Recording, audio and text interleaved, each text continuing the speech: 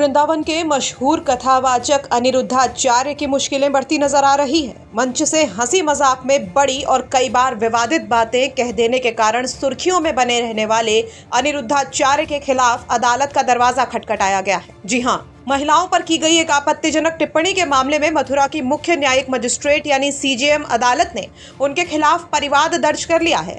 अदालत ने ये आदेश हिंदू महासभा मथुरा की अध्यक्ष मीरा राठौर की याचिका पर दिया है।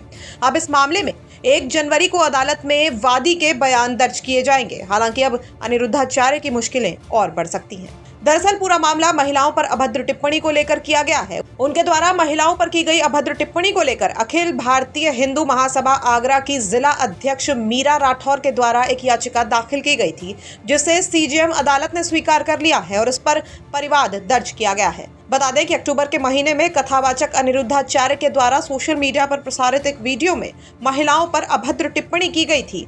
उन्होंने बेटियों पर टिप्पणी करते हुए कहा था कि आजकल की बेटियों की शादी 25 साल में होती है, तब तक वो कई जगह मुंह मार चुकी होती हैं। इस बयान ने उस वक्त भी काफी तूल पकड़ा था और मामले को लेकर हंगामा भी इस पर होता देखा गया था। इस मामले को लेकर थाना वृंदावन कोतवाली में तहरीर भी दी गई थी, लेकिन पुलिस के द्वारा मामला दर्ज नहीं किया गया था। महिलाओं पर किए गए इस बयान को लेकर अखिल भारतीय हिंदू महासभा की जिला अध्यक्ष मीरा राठौर के द्वारा याचिका दी गई, जिसके बाद सीजेएम ने इस परिवाद को दर्ज कर लिया है। मामले पर याचिकाकर्ता मीरा राठौर का क्या कुछ कहना है, सुनिए। जो मुकदमा दिया है तो वो पंजीकरण में डाल दिया, तो मेरे हिसाब से ऐसा नहीं लगता कि उनको डायरेक्ट उन पे मुकदमा लिखना चाहिए, डायरेक्ट उनको जेल में भेजना चाहिए।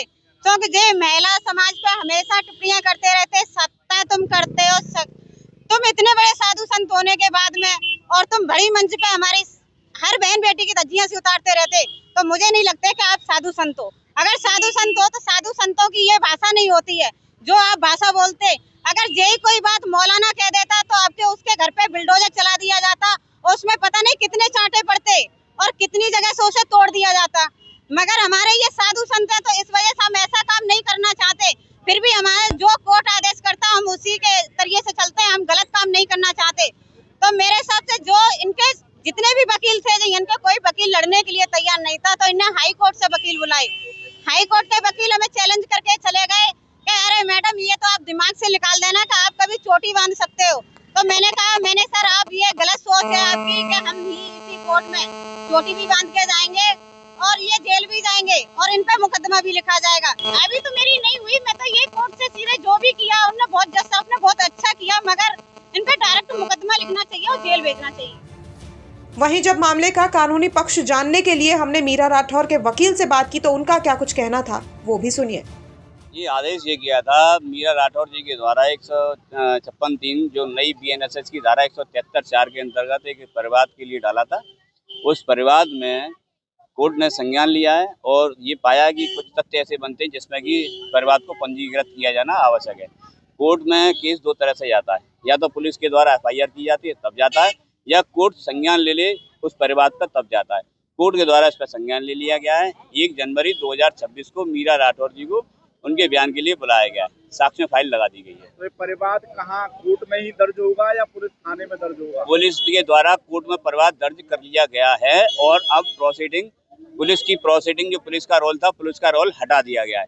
कोर्ट के द्वारा पुलिस से आख्या मांगी गई थी। पुलिस ने अपनी आख्या में जो दिया है उसमें अनिरुद्धाचार्य जी के बयान दिए।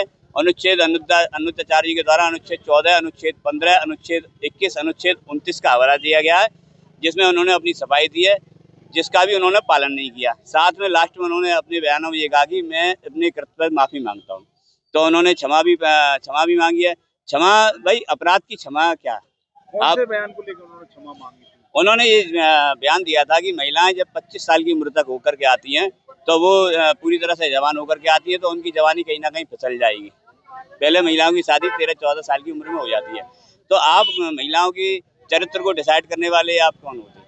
आप अपने मंच से कथा सुनाइए, व्यास जी की कथा सुनाइए। मंचों से ये कहा गया है कि निंदा स्तुति नहीं करनी चाहिए। मेरा आपसे यही निवेदन है कि आप अपने शब्दों को बड़ा इस्तेमाल ध्यान से करें। आप एक व्यासपीठ पर केवल व्यास के रूप में ही आप परिलक्षित होकर के व्यास जी के द्वारा जो बोले गए उन्हीं को बोलें।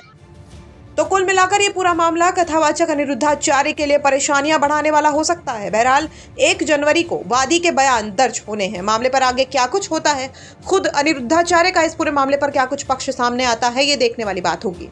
मथुरा से मदन गोपाल शर्मा की रिपोर्ट, यूपी तक।